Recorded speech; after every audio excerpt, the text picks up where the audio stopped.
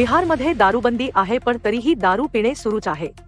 Police दारू पिणाऱ्या लोकांना अटक करत आहेत। दारूची विक्री आणि तस्करी रोखण्यासाठी सरकार खूप पैसा खर्च करत आहे आणि पकडलेल्यांवर कारवाई केली जात आहे। तरीही राज्यात काही ठिकाणी चोरीछुपे दारू प्यायली जात आहे।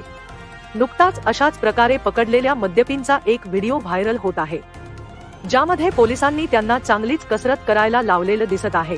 वास्तविक हा व्हिडिओ बिहारमधील भागलपूरचा आहे, जिथे उत्पादन शुल्क विभाग आणि पोलिसांनी संयुक्तपणे काही मद्यपींना अटक केली होती।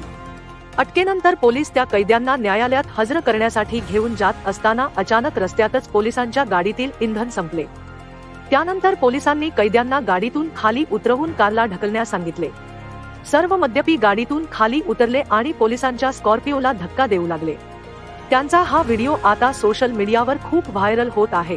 या मद्यपींना उत्पादन शुल्क विभागाने शनिवारी रात्री उशिरा दारूच्या नशेत अटक केली होती। या 4 मद्यपींना एक हवालदार आणि खासगी चालकाच्या मदतीने भागलपूर दिवाणी न्यायालयात हजर राहण्यासाठी पाठवले जात होते। त्यानंतर उत्पादन शुल्क विभागाचे वाहन मध्यंतरी पेट्रोल संपल्याने अचानक थांबले। त्यानंतर सर्व कैद्यांना गाडीतून खाली उतरवून ढकलण्याचे आदेश देण्यात आले। मद्यपी गाडीतून खाली उतरले आणि मागून गाडी ढकलायला लागले। मोठ्या कष्टाने कैद्यांनी वाहन ढकलून दिवाणी न्यायालयापर्यंत पोहोचवले। पोलिसांच्या गाडीतील पेट्रोल संपल्यानंतर 4 कैद्यांनी स्कॉर्पिओ कारला 500 मीटरपर्यंत ढकलले असल्याची माहिती आहे। कैद्यांच्या कमरेला दोरी बांधून ते गाडी रस्त्याच्या कडेला ढकलत असल्याचे व्हिडिओमध्ये दिसत आहे। या संपूर्ण घटनेचा कोणीतरी व्हिडिओ बनवून सोशल मीडियावर व्हायरल केला। यानंतर बिहार पोलिसांवर बरीच टीका होत आहे।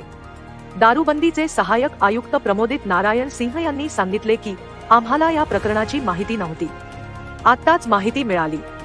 या प्रकरणाची चौकशी केली जाईल। यामध्ये जो कोणी दोषी आढळेल त्यांच्यावर कारवाई केली जाणार असल्याचे त्यांनी स्पष्ट केले।